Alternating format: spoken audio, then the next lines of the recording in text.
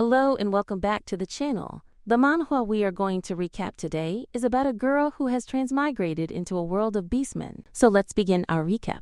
The manhwa begins with a girl running away from a wolf in the forest. She wonders just how the hell she ended up in this kind of nightmare situation. Was it really that she just tripped while shopping on the street? But when she woke up, she realized that she was here for some unknown reason. The wolves are getting closer to her. She reaches a tree, catching her breath, and realizes that she can't run anymore. Seeing the wolf coming closer to her, she drops to the ground, crying that she is so skinny, so she can't be tasty at all. The wolf roars at her, ready to eat her. Her wonders if she is already going to die. More than anything, she is sad that she didn't even get to marry, and never even had the chance to kiss a hot guy, and now, is she really going to die here? But then, she realizes something strange. Why doesn't she feel any pain at all? The moment she opens her eyes, she sees a leopard in front of her, fighting the wolves for her. The leopard's one roar is enough for the wolves to retreat. She is confused, wondering if this leopard really saved her, or if she is in some kind of dream she's heard about in fairy tales. She's heard of dogs saving humans, but seeing a leopard helping someone is a first for her. But then, the leopard slowly starts transforming into a human body. The girl is in utter disbelief. Did this leopard just morph into a human? And on top of that, he's naked. The leopard, now fully transformed, seems to be in love at the sight of such a beautiful girl. He starts sniffing around her while standing up. She asks him why he isn't wearing any clothes, but the leopard doesn't seem to care, as if there's no one else around. She has also sprained her ankle, making her wonder what exactly she did to deserve such bad luck. She is completely clueless about what to do, and on top of everything, her ankle is hurting. She now belongs to him. He declares that he is going to bring her back to her tribe. Then, he changes back into his leopard form and tells her to get on his back. She is in utter confusion, wondering what the hell is even going on with her. However, the tone of his voice, the warmth of his fur, it all feels soft. She doesn't think he harbors bad intentions toward her, so for now, she will be safe. Now we see that Park is holding her face a little closer to his. She asks him what he wants from her. Park says that since she is so pretty, he smears dirt on her face so she won't attract other males. She immediately runs to the lake, trying to wash it off with the water, but Park threatens her that if she dares to wash it off, he will claw her face and make sure she never feels pretty again. She thinks that as violent as he sounds, he might actually do it. Reluctantly, she gives in, saying okay, she won't wash it. She thinks that once she reaches the place she needs to be, she'll make sure to get away from him. She arrives at the tribe's area, and it feels like she's stepped into a zoo. She wonders if all beastmen are this attractive. She has heard that some indigenous people use face paint to show status and power, and it seems like Park has more tattoos than anyone else. She wonders if that means he's someone important. She sees that everyone is talking badly about her, giving off creepy vibes. She clings tighter to Park's fur, wondering what exactly they want from her. Park roars at them, his roar so powerful that the other clan members are scared for their lives. They all back away from him, terrified, when suddenly a woman's voice calls out, demanding that they make way. The other clan members begin shouting that it's Eudora, and she's as beautiful as ever. Our female lead is relieved that finally there's a woman if she's here. Maybe it'll be easier to talk, but this Eudora is nowhere near pretty or sweet. She asks Park where he found this filthy girl.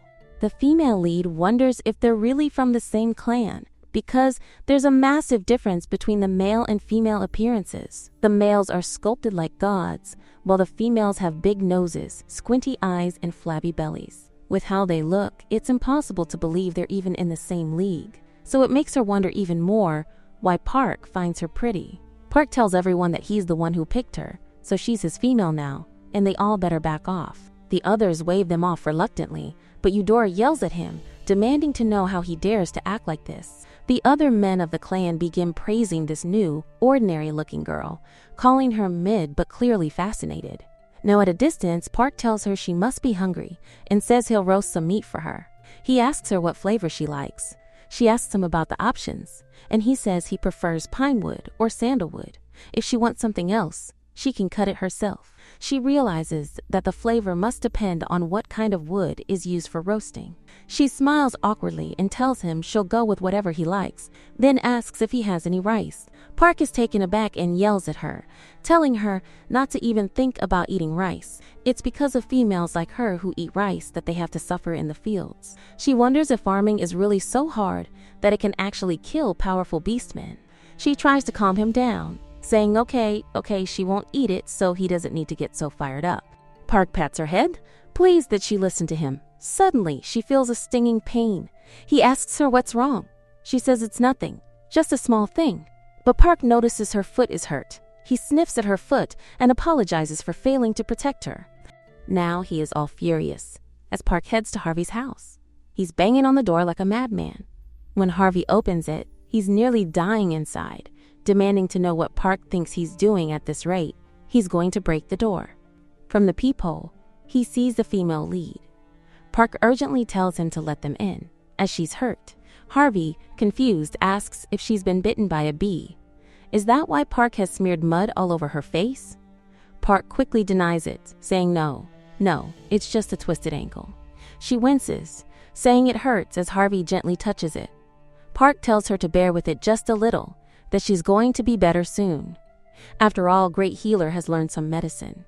Harvey clears his throat, then awkwardly asks if she could remove her socks so he can examine her leg and fix the blood flow. She hesitates for a second before saying okay and takes off her socks. The moment they see her feet, the men freeze. She looks worried, asking if she did something wrong. Maybe the feet of a beastman are different from hers? But Harvey, staring at her feet, simply murmurs that they're fang. Majestic. Seeing him so captivated, Park immediately scolds Harvey for staring and tells him to stop gawking and make her feel better instead. Harvey quickly turns away, apologizing, and grabs some medicine. He then picks up a ginger root. She asks if he's going to use that to fix her foot.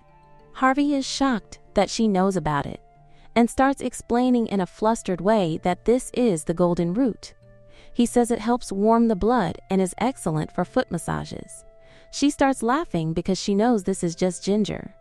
Still, Harvey continues and starts applying the ginger to her leg. She silently thinks it feels absolutely horrible.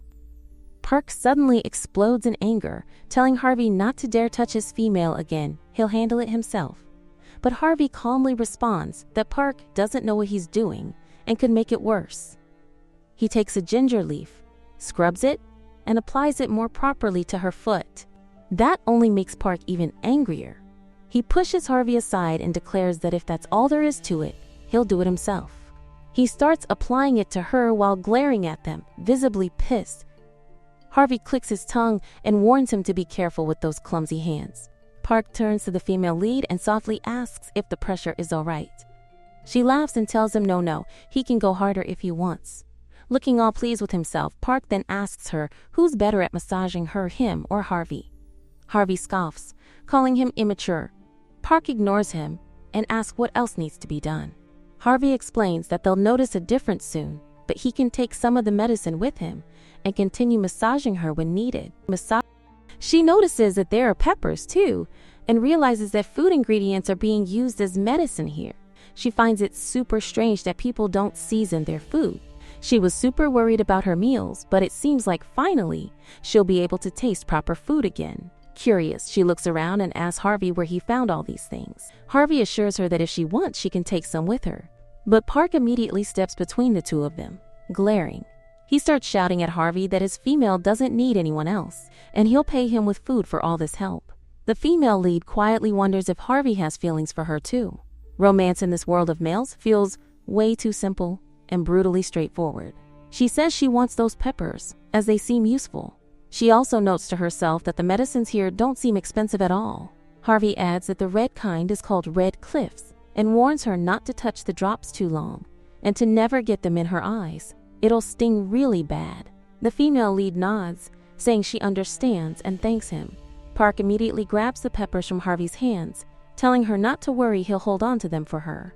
She smiles, saying all right, and they begin heading back. Once again, Park lifts her up, but she insists that she can walk by herself now.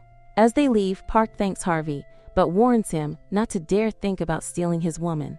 Harvey sighs, muttering that she already knows, and she better just leave now. Park leans close to her and whispers that she belongs only to him and no one else. The girl thinks to herself that emotions in this world of males are way too direct, and she's almost not sure she can handle it all.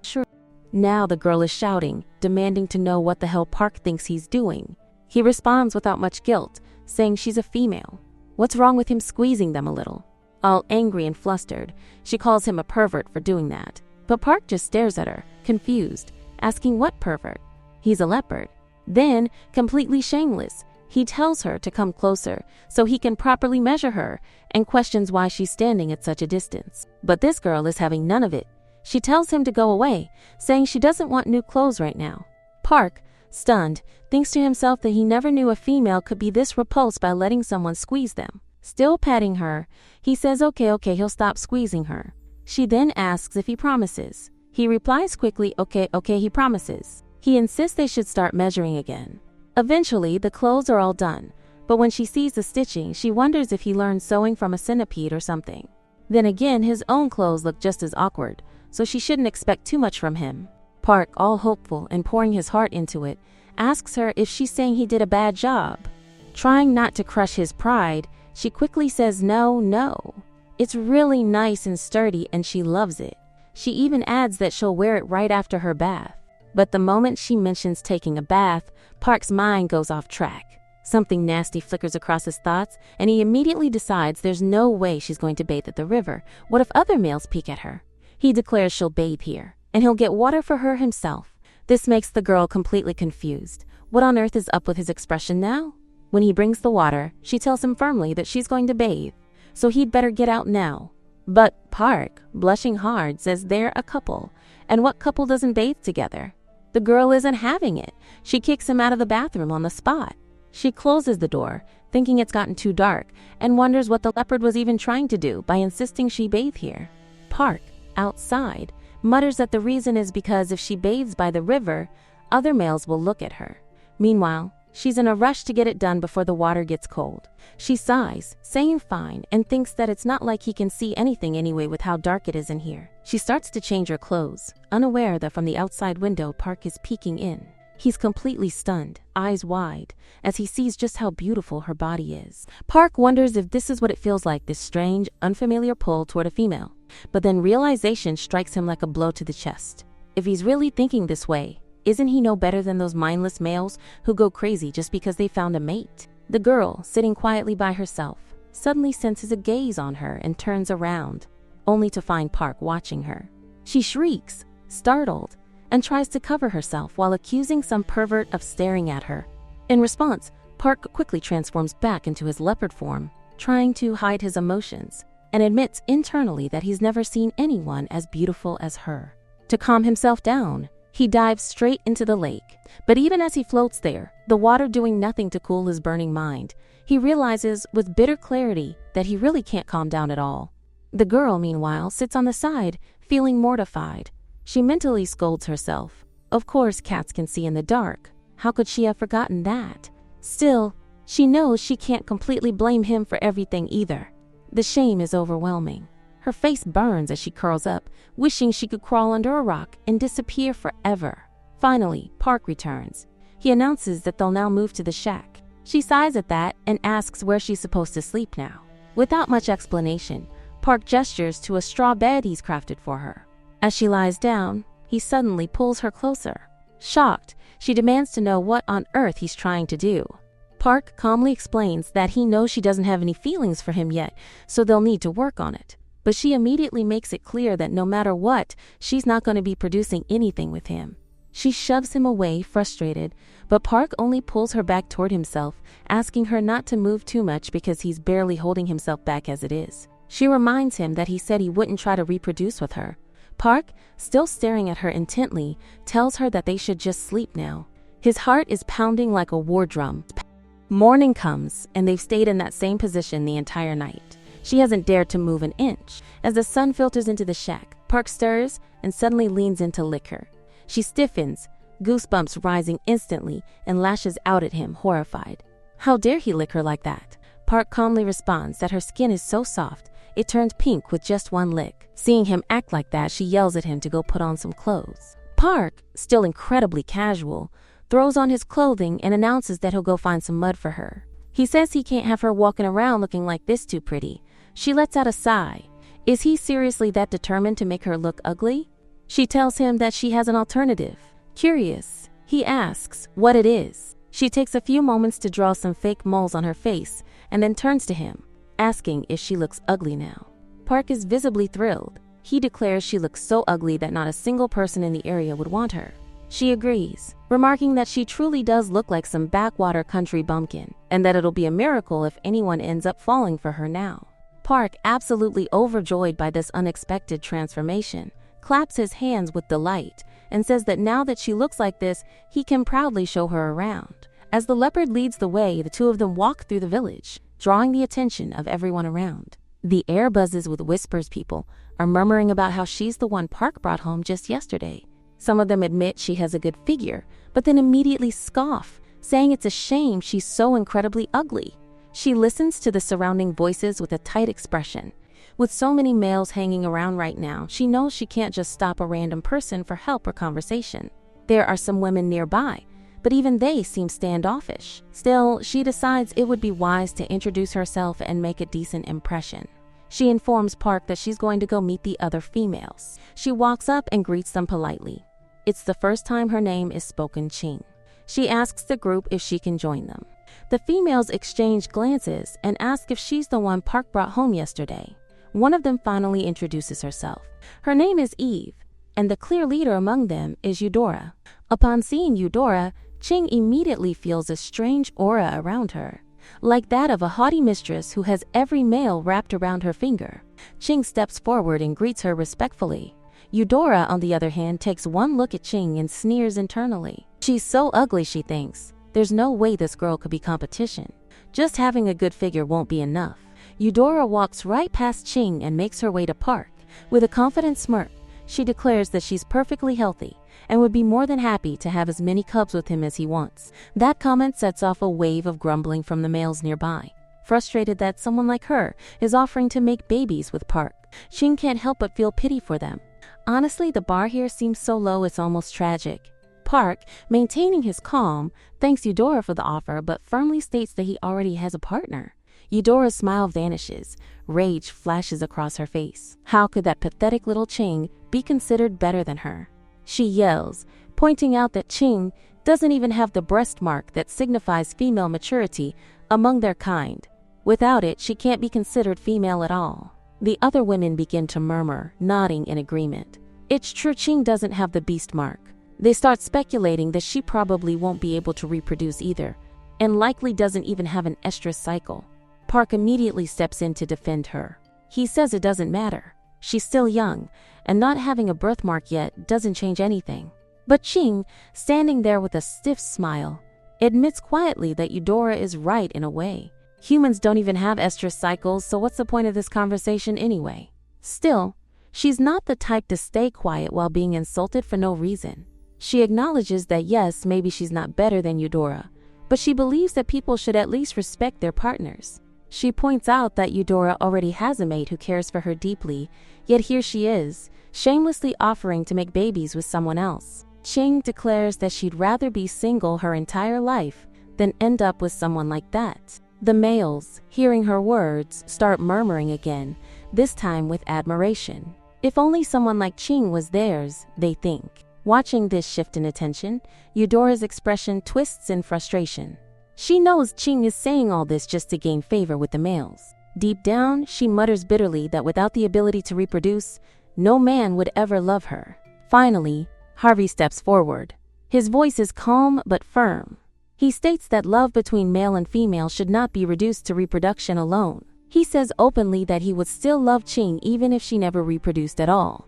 Ching stands there, eyes widening slightly. She hadn't expected such soft, sincere words.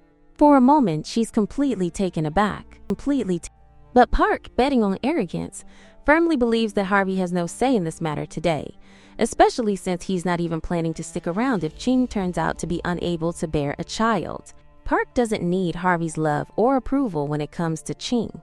Harvey, on the other hand, simply tells Ching that if she ever needs more medicine, she can come to his home, and she won't have to pay him.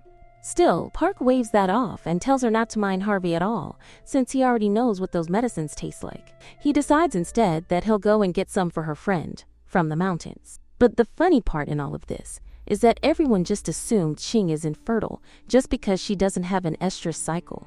Park sniffs the air and turns to Ching, noting that she smells amazing and wondering out loud why she smells so good all of a sudden. And then, all at once, she feels something strange. An unfamiliar sensation overtakes her. She suddenly suggests to Park that they should head back home. It seems like she just got her period. When she sees the blood, all the leopards around start making noise, excitedly proclaiming that it's her estrous cycle. But Ching knows it's already over for her now, and she can't understand why her period had to arrive at this moment of all times. Park, on the other hand, is over the moon with joy. He's ecstatic that Ching has reached her estrous cycle. Everyone around them is caught up in the happy moment while Park gently escorts her back home.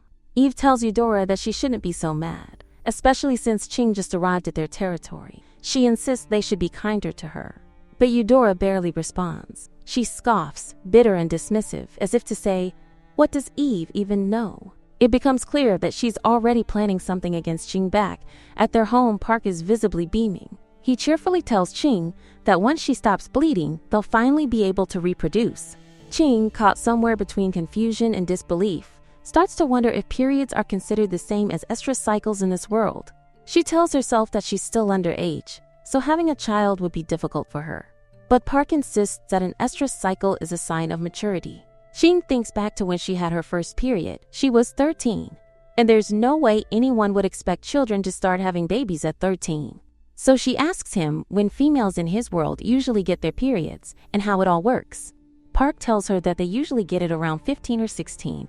It lasts for 5 days, and it only happens once a year. Ching is absolutely jealous. Park, now a little puzzled, asks why she's learning all of this from him instead of from someone in her own clan. She wonders out loud what she's supposed to do now. She can't just let herself bleed out like this. Park goes to fetch her some cotton, explaining that he's seen other females ask their partners for it before. She looks at him, trying to figure out whether he's waiting for praise or just being thoughtful. She pats him on the shoulder anyway. He then tells her he's going to go hunting and that she should rest while he's gone. She still can't understand why he's being so incredibly excited over her cycle. She's completely exhausted, but relieved that at least she has a solution now for her period. She's all cleaned up, feeling glad that everything is under control. Then she catches a smell and wonders if it's already dinner time. She sees that there's a ton of food laid out. Park excitedly confirms, yes, they'll both need to eat a lot, because they'll both need a lot of energy. She thinks to herself that it makes sense. After all, she is on her period. But then she notices how much Park is eating. He seems almost obsessed, and when he says it's all for reproduction, she stares at him, wondering if this guy is actually a fool or something. Why is reproduction the only thing on his mind right now? She shouts at him that she doesn't want to reproduce with him at all, and that she would prefer it if he could send her back to that forest. Park, looking heartbroken, asks her if she hates him that much. She explains that it's not that she hates him. She's truly thankful for everything he's done to help her, but she doesn't think they've progressed far enough to take that step yet. And if he's going to force her, then leaving him might be the best option she has. But Park quickly tells her that there are many dangerous beasts in that forest, and if she falls into their hands, they'll imprison her. He warns her that they'll force her to make babies for them, and if she refuses, they'll hit her. They won't care about her feelings at all. She begins to wonder if feral beasts like that really exist. Park thinks she truly has no idea how the world works, and it seems to him that she must have been raised with great protection. So he explains that feral beasts are those who've been rejected by other female beasts, cold-blooded types, like lizards and snakes, who have no regard for the well-being of females. She hadn't known it could be this horrible. He asks her again if she still wants to leave. She quickly shakes her head, saying no, absolutely not. Park takes that as an answer and says that in that case, they should reproduce. She pokes him, demanding to know why he's being so impatient. He explains that the fertility rate is extremely low, and if they miss this chance, they'll have to wait another year. She reassures him that for her, this thing happens every month, so she can get pregnant every month. Park is visibly shocked. He's met many clean females, and most of them only get their period once a year. Even the calm ape clan is the same. Meanwhile, she is screaming inside. wondering how in the world she's supposed to tell him that it's because she's a human. No one here could ever understand the pain of having a period every single month. So instead, she suggests that they should first focus on building feelings for each other before thinking about the next step. Park goes all red and flustered. Right then, they both catch a new scent. His meat is ready. She sits there quietly, deciding she'll keep things like this for now. And even if she's unable to convince him, she'll reveal she's human at the end of her stay. She huffs, frustrated that all he seems to think about is reproduction, and she simply can't sit under the same roof with someone like that all day. Just then, she sees Eve and calls out to her. Eve asks her where she's headed, and Ching explains that she was just out for a walk after eating. They come across some tiny baby animals, and Ching, confused, asks Eve if they're her cats. Eve laughs and says, "Girl, those aren't cats. They're my little cubs." Ching admits that she didn't know, since she's never seen cubs before. Eve reassures her that it's okay and says that she didn't get the chance earlier to congratulate her. She's happy that Ching had her estrus cycle, and she believes it won't be long before Ching has her own cubs with Park. Ching, surprised and a little overwhelmed, tells Eve that she doesn't want to reproduce with Park. Confused, Eve asks if it's because she dislikes him. But Ching insists that it's not that.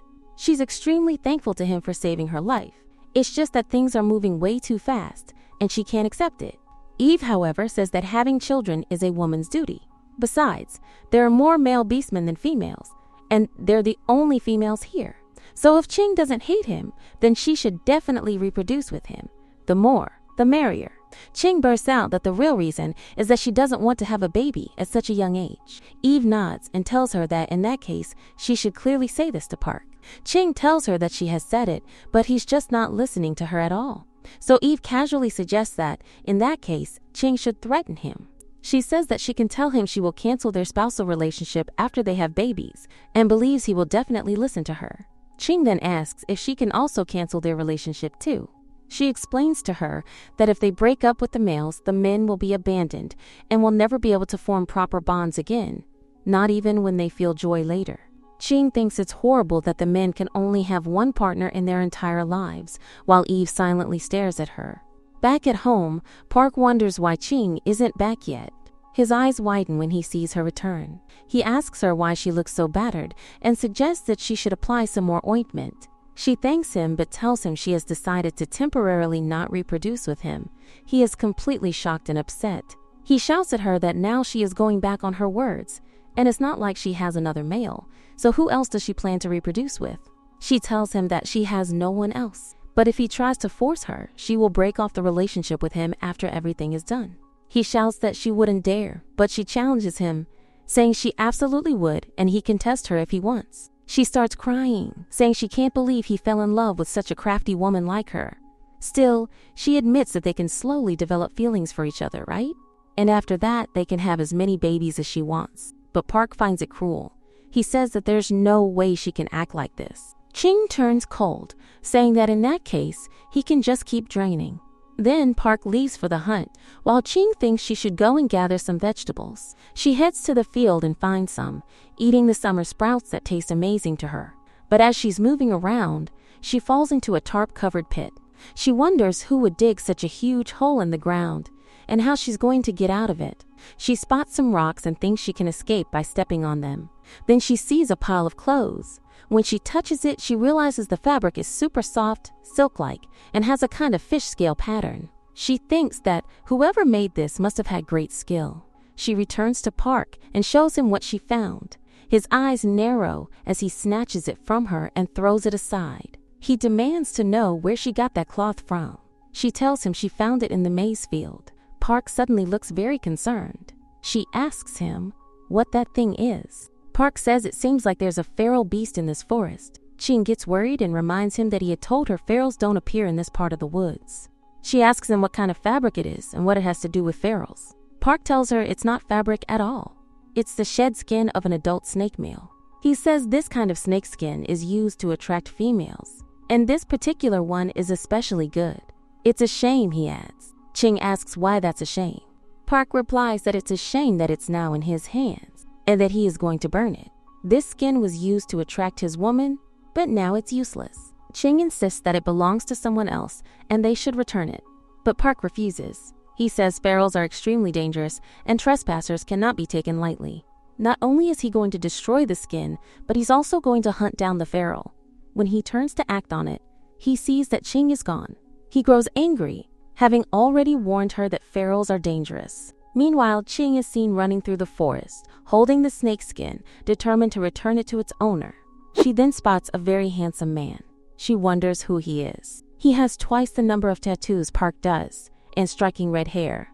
From behind, Park arrives and orders her to get back. Ching wonders if the red-haired man is the feral. The red-haired man embraces her, noticing that she's holding his discarded snakeskin. He sees she seems to like it. He doesn't think she's that pretty, but he notices she doesn't have any spousal tattoos. That means she might be underage or still in the jumping stage. Suddenly, Park, now in leopard form, leaps toward the red-haired man, telling him to let go of Ching. But the red-haired snake throws him off, causing Ching to cry out for him in desperation. She pleads to be let go immediately. Park trembles, realizing he has underestimated this opponent. He didn't expect the man to have 4 marks.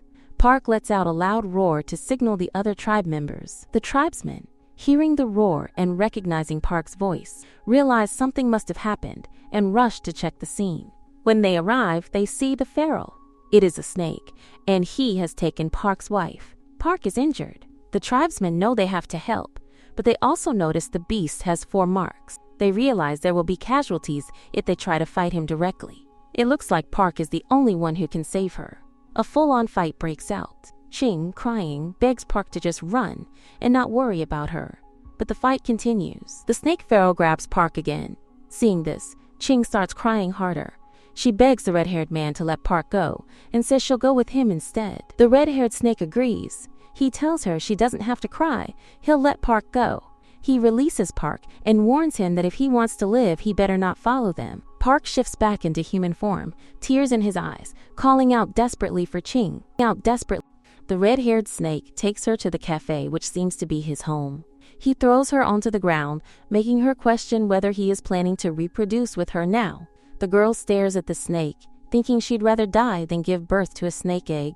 The red-haired man stares at her, finding her reaction boring, and it's clear to him that she has never been touched by a man before.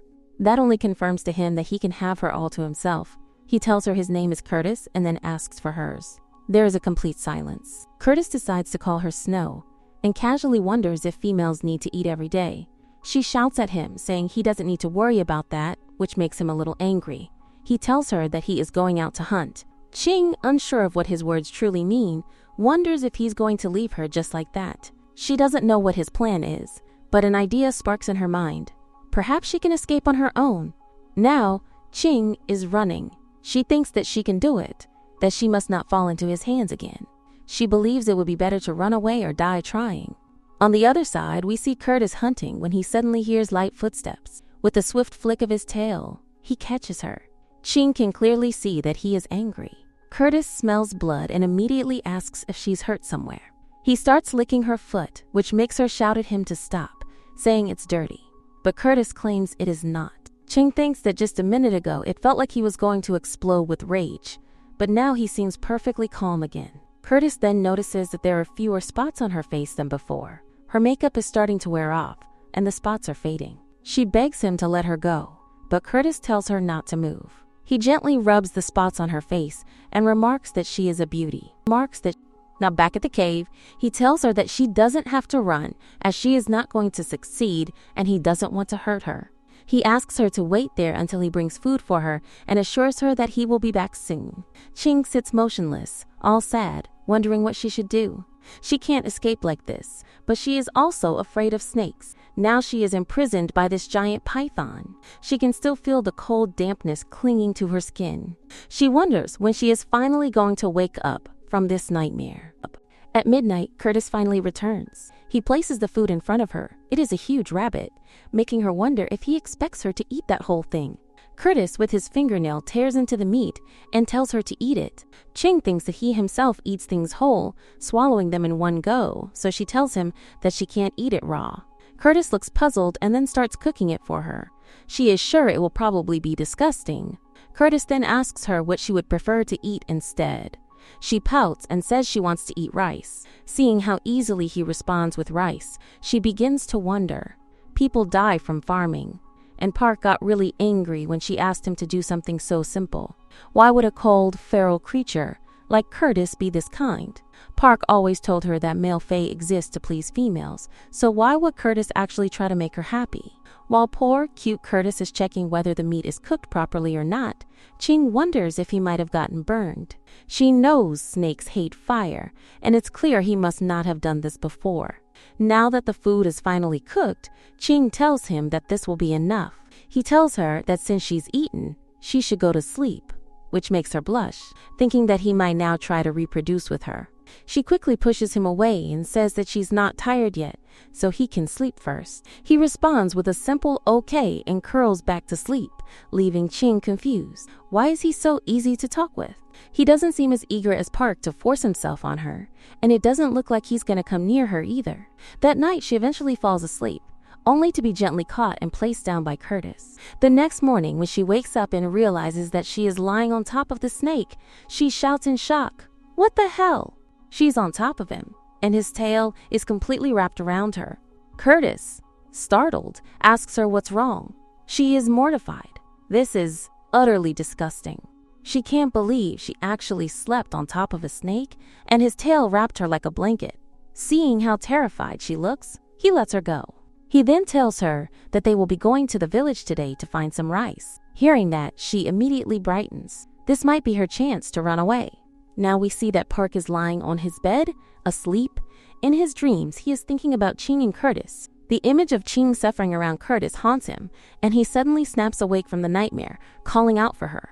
But someone tells him not to move. It is Harvey's voice. He warns Park that if he wants to die, then he may keep struggling, for if he moves like this, his wounds will reopen. But Park insists, saying he needs to go and save Ching. Harvey, calm but firm, tells him that his wounds are still fresh and that it would be best if he doesn't move around at all. Park begins to cry, overwhelmed with guilt and frustration. He feels like he has failed to protect her. If only he hadn't left the city of beasts. The thought grips him tightly, and then suddenly, an idea strikes. Yes, he can go to the city of beasts for help. He tells her in his mind to just wait for him. He will be coming to see her soon. At the city of beasts within the castle near the garden side, a lady is enjoying the fruits of the desert. Just then, Park arrives, and the guards all start running. The lady turns to see the commotion and is stunned. It seems like she recognizes the boy. It is his mother.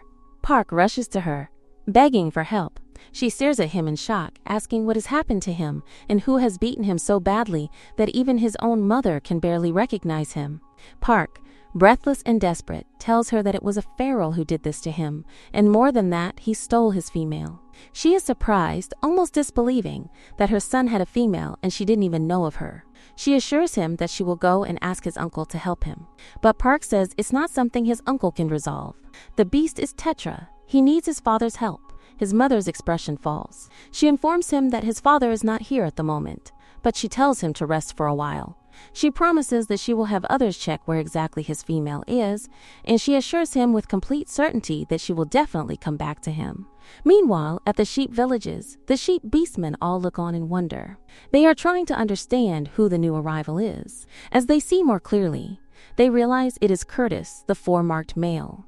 Ching wonders why the people are avoiding him and keeping their distance. Curtis answers her quietly, saying that these people are all herbivores, so it's no surprise they fear him. It becomes obvious by the way they stare, whisper, and tremble. They even comment softly that he is holding such a beautiful lady.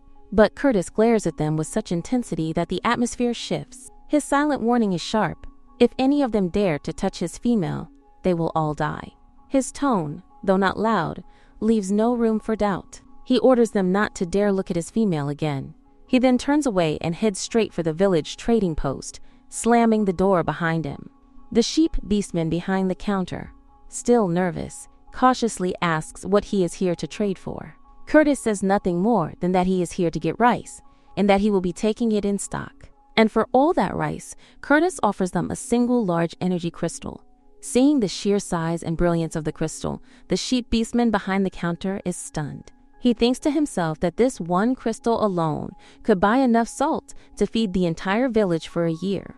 At Curtis's command, his mates hurry off to bring all the rice stored in the village. Ching stands nearby, completely clueless. She doesn't understand what kind of jewel or crystal this is. or why it's suddenly worth all the rice in the village. But soon they present Curtis with every single grain they have, saying that they'll provide even more next month if needed. After the harvest, they're eager to please the one so brave and powerful. Curtis turns to Ching and asks her if there's anything else she would like, but her head feels heavy and her vision begins to blur. Suddenly, her body loses balance and she collapses forward. Curtis grabs her just in time, holding her tightly, but she can no longer understand a single word he is saying. When she finally wakes up, she hears someone shouting at Curtis. The voice is loud, stern, and furious. An old man is standing before him, yelling that if this is what Curtis calls taking care of a female, then she is going to die at this rate. He continues his rant, muttering that all pharaohs are the same, careless and selfish, unable to show proper concern for their females. Ching, still groggy, tries to sit up and speaks out, telling them that she is all right. Curtis looks at her and asks gently how she is feeling. She replies that she's fine, though perhaps she caught a chill since the night was quite cold.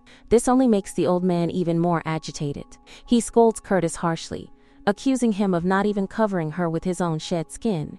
He assures Ching that he will personally educate Curtis properly to make sure he learns how to take better care of her. Ching sits there with her mouth slightly open, astonished. Females in this world, it seems, are treated with far more care and kindness. All of this fuss, and it was just low blood sugar, yet they're acting like she nearly died. The old man then brings her a bowl of golden root soup, saying it will warm her right up. He insists that she must tell Curtis immediately if she feels unwell, as males like him are often too insensitive to notice on their own. He tells her it's better not to bottle up her feelings, and she quietly thanks him. She asks politely if she could get some medicine. He nods and says yes, but warns her to be careful with the red ones, as they are extremely potent. Then, leaning closer and patting her shoulder, he whispers to her that she doesn't need to be afraid, leaving Ching confused as to what exactly he means by that. Curtis then takes hold of her, saying that now they're done here, they will be leaving. But the old man stops him and hands him a pouch of sly, a substance to be added in food as salt, charged with high energy. Curtis accepts it and notes the instructions carefully. Avoid letting Ching sleep in wet clothes and add sly to her meals. He nods and says okay, and then they prepare to head out. Curtis gives an order to one of his mates to inform the village chief's command center, just in case Ching's tribe is looking for her. Elsewhere, we see someone asking Mir what he sees. Mir responds that someone is sending a smoke signal. It is the signal used to mark that a female has been kidnapped. The others react with urgency. It's possible, Mir says, that the signal is for Park's female. A leopard beastman places a hand on his shoulder and declares firmly that they will leave immediately. It is the third day since Ching is kidnapped by Curtis and kept hidden inside the cave. Her body trembles as she stands before him, hesitant, frightened, and unsure of his intentions. She edges closer when he asks her to come to him, but her voice is laced with fear as she finally questions what it is that he truly wants. Her heart pounds. He appears completely calm, almost too calm, and the shift in his demeanor unsettles her.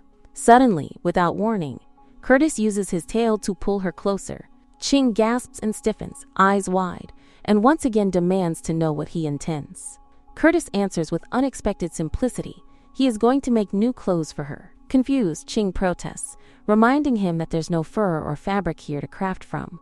But then it hits her. He still has the shed skin he once offered her to eat. However, she knows well that shaving one's own skin for another is a practice traditionally reserved for spouses. Feeling flustered and desperate, she assures him that she is fine with the clothes she is already wearing, even though she secretly hates them. The idea of wearing anything crafted from a snake's skin sends shivers down her spine. Before she can react, Curtis has already torn off her shirt and flung it aside. Ching gasps and calls him a pervert, her face hot with humiliation. She begins to sniffle when, with curious wonder, Curtis pokes the soft swell of her chest. His expression is filled with awe, as though discovering something completely new. He pokes it again, this time making her cry out. Concern flickers in his eyes as he asks whether it hurts, but instead of stopping, he begins to gently squeeze, marveling aloud at how soft the female body is. Ching lies to the side, trembling, cheeks stained with tears. Curtis soon tells her to get up, but she refuses, curled up tightly. He sighs and promises not to poke her again. At this, she slowly sits up, still sobbing, and complains that he has torn off her shirt and now she doesn't even have the strength to stand. Curtis gently explains again that he's going to make her new clothes, but she still doesn't approach him. He shrugs and says that if she prefers, she can remain bare and naked. It would at least be better than wearing soaked garments. Eventually, Ching agrees with a small, hesitant nod. She sits upright and mutters that it's fine if he's making clothes for her. Curtis's eyes drift back to her chest, and just as he lifts his hand to touch her again, she slaps it away with force, shouting once more that he is a pervert.